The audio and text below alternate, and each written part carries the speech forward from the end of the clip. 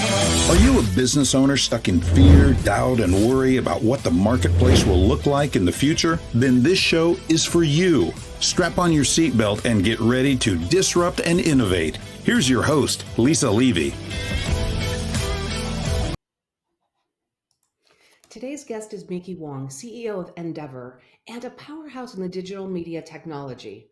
With over 20 years of experience helping brands like Bloomberg, Hearst, and Forbes build high-performing digital platforms, Meeky brings a unique blend of technical expertise and strategic leadership, especially as a trailblazing woman in technology.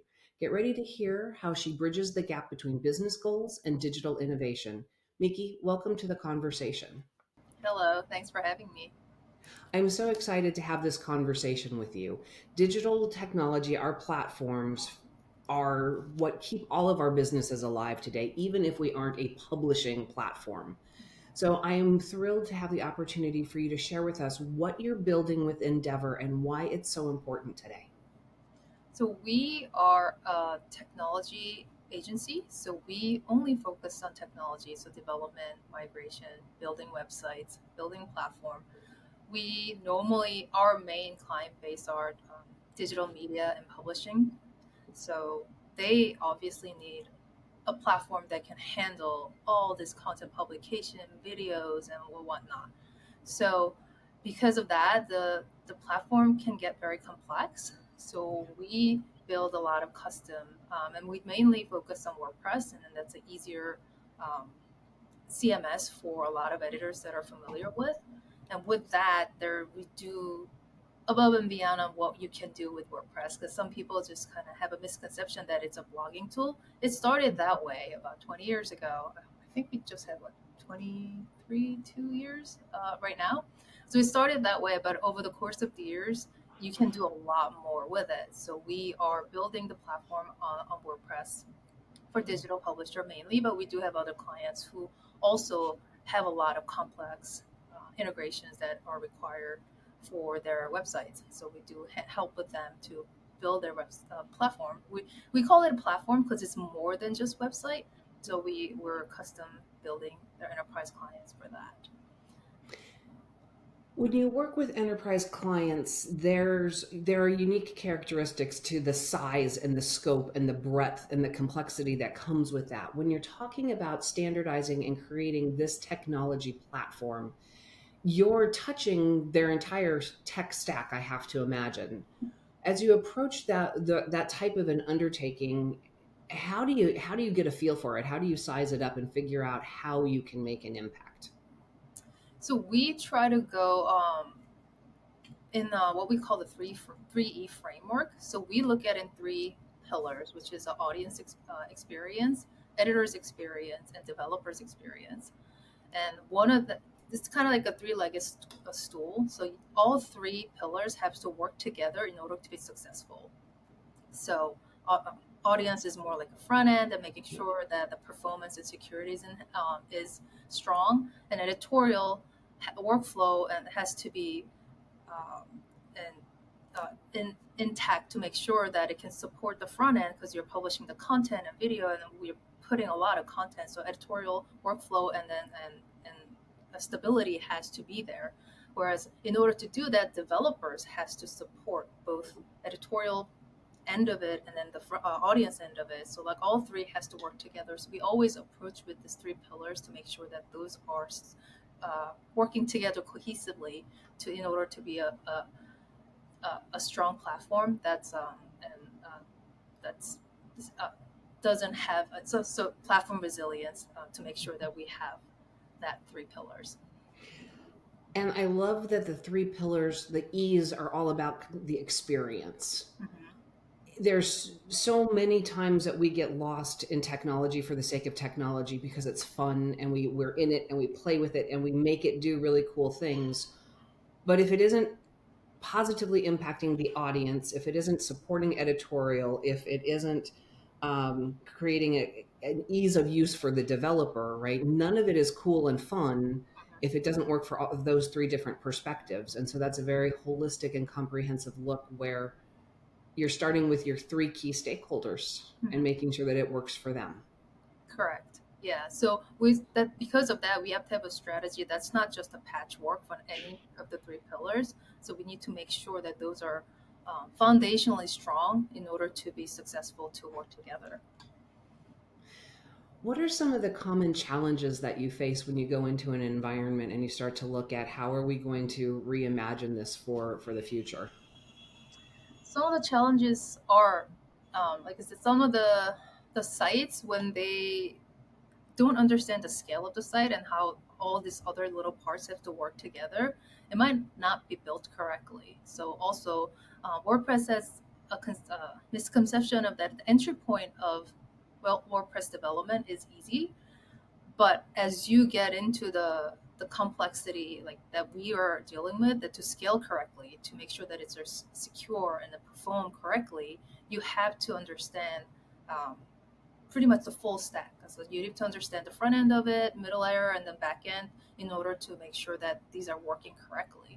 So we oftentimes get some of the works that are done by like different freelancers or different junior developers, and they ended up be like a band-aid up over band-aid, so like a lot of patchwork. So like it's at the end of the day, if you're doing too many patches, it will fall apart, it'll break. So we will go in and just kind of like try to go to figure out the baseline of issues, and then just kind of making sure to build it correctly from the foundational point of view. And when your team comes in, is this really a shift, a lift and a shift for the businesses that you're working with, or are you working inside of theirs and trying to clean up the patches for better execution going forward? It depends, but we have done both. So like sometimes we'll just go in and then rebuild the whole thing, and then sometimes we also when we will migrate over to the stronger platform. So like we do partner with other managed hosting that can handle the scale of the clients that we work with, because not all managed hostings are equal. Unfortunately, they need to have the knowledge and the support to actually handle those as well. So we work with specific enterprise level managed hosting providers to make sure that they are in the right platform, so that they have like 24/7 uptime, and they have they roll out the security and they handle the platform the hosting part of it, and then we make sure the coding and then all the other workflow and then every the design and all that stuff is working correctly. So we'll work with them. So like with that, we sometimes have to migrate over to the platform. While we're doing that, we do some cleanup, and then as we go, if you have a longer engagement, normally our clients have our longer engagement. We'll kind of clean up if they don't have a right upfront budget or time to just clean up everything, because a lot of times you need to make sure that your site has to be there, and then we'll do the longer strategy to kind of make sure we're cleaning little by little and just plan it out to have a roadmap to make sure that we're fixing this part, we're redoing this part, we're creating this part and adding this feature on top of it if you want to do it. So we'll plan it out to kind of build it that way. Will you tell me a story about one of your most complicated projects, something where you went in and it was just a big mess, and how did you prioritize it? How did you attack it? And what was the actual impact when you were done? Um, there were a bunch, but one of the things I remember was it was actually the collaboration of all different engineers and developers and designers, and I think at one point they outsourced it, so like everything was just like patchwork and patchwork and patchwork, and there's like a long like thousands, not thousands, like thousands of codes of different styling going here and there, and they're doing the same thing. They're fighting each other, pretty much. And then there's like when we sometimes usually there are standardized viewports to kind of make sure that we're supporting the mobile and desktop and tablets. There's little variations, but if you have too many different people working on it, you can just define different viewports left and right. And then I remember this one site actually had over 300 different viewports defined, which is not normal. Usually it's the minimal is 3 or 2 to 3 because it's mobile force, and then and tablet is also kind of blended into mobile. And you don't need more than that. So like, and when we have 3 different defined, the viewports defined, we have to clean that all up. So like, that was a lot of cleanup initially. Um, as well as just kind of working with the requirements, actually with the producers or the site owners, to ensure that sometimes it's faster to just understand what needs to be built and just rebuild it than trying to clean up the mess that's already there.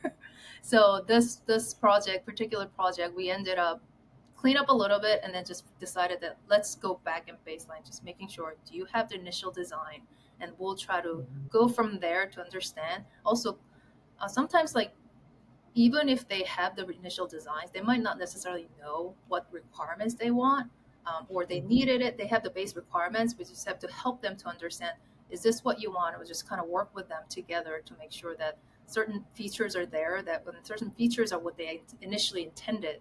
So working from there, and it ended up, it was kind of combination of cleaning up and then rebuilding at the same time. So it took it took a little longer than expected, but we realized that just going back to the business side to make sure understanding their requirements correctly actually saved time and pretty much cost for them too, to make sure that it's built correctly. Those are really key points, and points I think that in development and project execution and in different things we lose sight of when we get into the doing of, but the importance to tie back to the business. What is the problem that we're solving? Right. What is the impact to the customer, right? In this case, right, that can be an end user who's serving out, the content off the platform from wherever, but tying it back to not only what they want, but giving them what they need. And sometimes there's a negotiation between what they want. They need something to get an intermediate step before they can actually get to this is what we really, really want. But being able to help them articulate what those things are is important. And requirements it's the language that we talk to get to driving those results. Thank you for sharing a little bit about the complexity, especially in a large enterprise where some of that tech stack, well, with a tech stack comes probably often there's technical debt that's under there somewhere, right? And so cleaning it up is always a challenge, and knowing when to replace, when to lift and shift versus to trying to figure out how to navigate with what's there. Right. In an enterprise is always a huge negotiation. Yes. Talk to me a little bit about one of the most fun projects you've worked on. Most fulfilling. I think it was fulfilling because it was challenging, because there was one project, it was a little while ago now, but so headless term was pretty big thing for a while, especially on the website, but we pretty much use that to do a different thing. So we'll use our CMS, the WordPress CMS, to put the contents in, because like all the editors are pretty familiar with it. But on the front end, it wasn't a website, it was actually a video screen.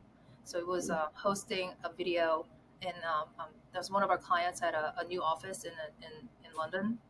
So they have a giant, like a screen that they actually put all the contents in. So in order to feed in the contents, we created the back end side of it, the editorial side of it, where they can just put whichever content they want to display on the video side.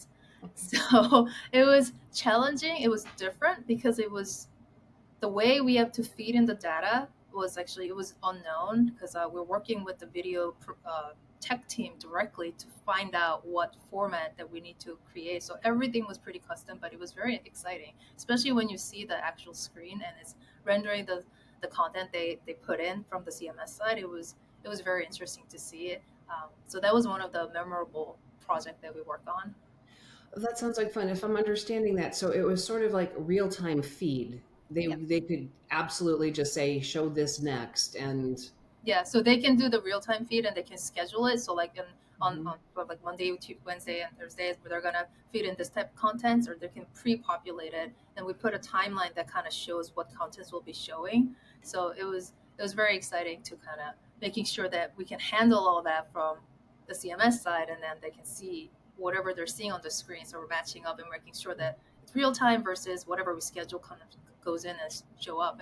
And all the contents were actually generated and feed in from the New York office, whereas the video was on the London office. So that was a very exciting project that we did. So they were running a little mini media company inside of their media company where they were creating real-time scheduled, right, but serving up video content as like any network would. Yeah, so it was it expanded to different offices. So like it started from the London office, but then it actually pushed out to the New York office as well as the China Mhm. office. So I know there were more things that are fitting in, and also content too. It wasn't just a static image or static video. So we're also feeding in from the real time data. So like we're showing the traffic information for the local office and some of the weather information and some of the things that are specific to their local offices or goes in as well, and also some of the feed in, some other finance feed in, just kind of Sure.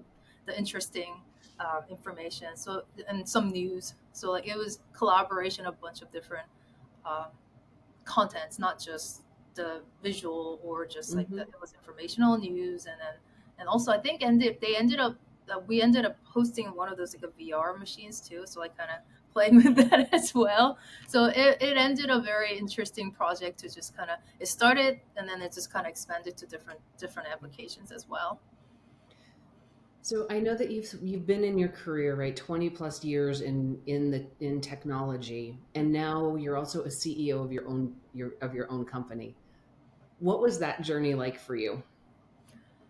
It was challenging but also exciting because I'm always I get really stoked and excited when I start running into different challenges, and also women in technology space was kind of rare, especially when I started.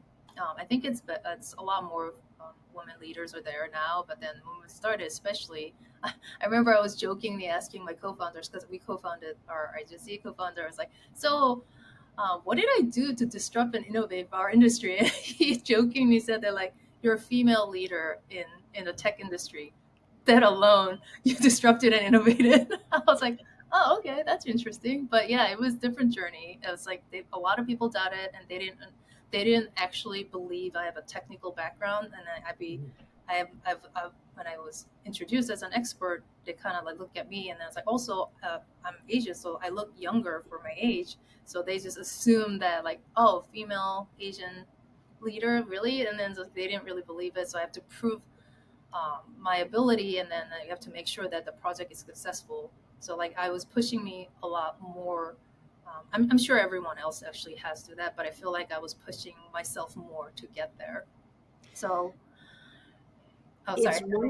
It's one of those experiences, obviously, if you haven't been a woman and if you haven't been an Asian woman, right? There are different layers of complexity in how we navigate and our careers and build our credibility and how much, harder we may have to work to show up to be seen as equal to others. I was doing a workshop last week with a client and I had a panel of CIOs, and it was really important to me to have some female representation.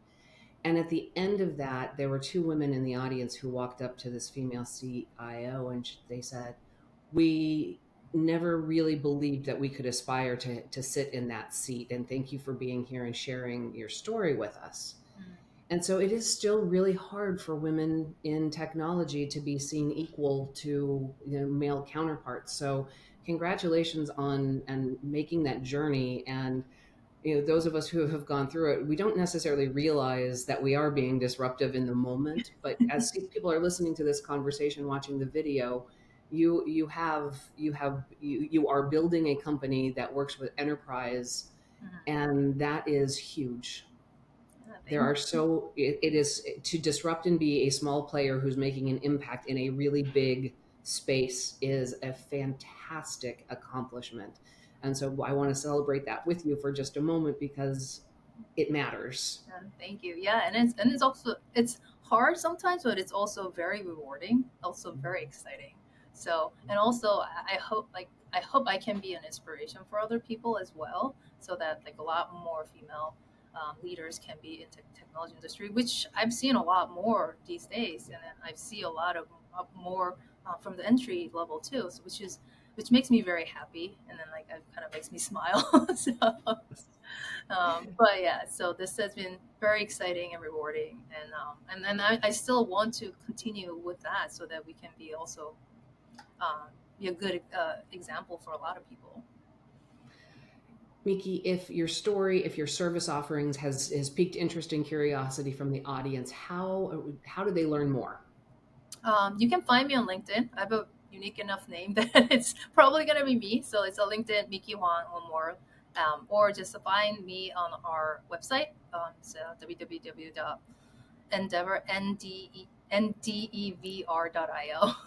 And then I can get the email from there. Fantastic. And the links and everything will be in the show notes, making it easy for listeners to reach out if they're interested. Meeky, thank you for taking us on the journey of and sharing with us the importance of what it takes for a large enterprise media company, publishing company to get their content out and to leverage the technologies that you have available. And I really love the 3E framework and that connection to the audience, the editor, the developer, and it all being tied to their experience and how they get work done so that it is easy to get the content to the actual end user who wants to absorb and learn and consume that and consume that content.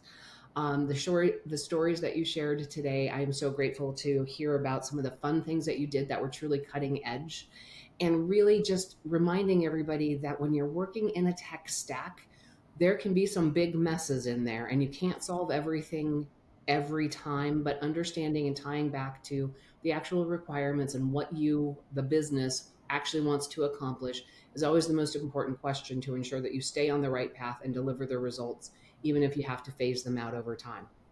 Meeky, it's been great having you here with me today. Thank you for your time. And audience members, you know the rules. Don't get left behind. Join me next time.